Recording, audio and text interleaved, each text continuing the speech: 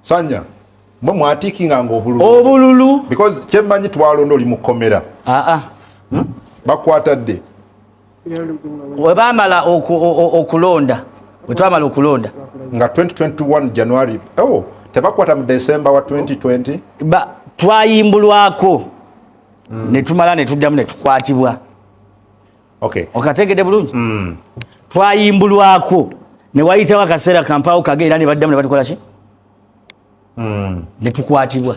so mwe mwatikinga nga obulwadde otegeeza ki okutikinga obululu kye nabadde ntegeeza obululu we twagenda ku polling station twali tusazeewo tukuuma akalulu ka muzeeyi ka Kyagulanyi n'okuba nti tewali bayaayi bagenda kakola ki era abasajja twabakuba abagoberezi b'NRM twabayisa bubi nnyo ku nsonga eyo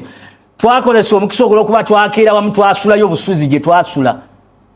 ne tukozesa chance eyo ne tutiikinga obululu twatiikinga obululu kumpi obukadde nga 2 twatiikinga obululu obubalirwamu miliyoni 2 naye nga tukozeewo kavuyo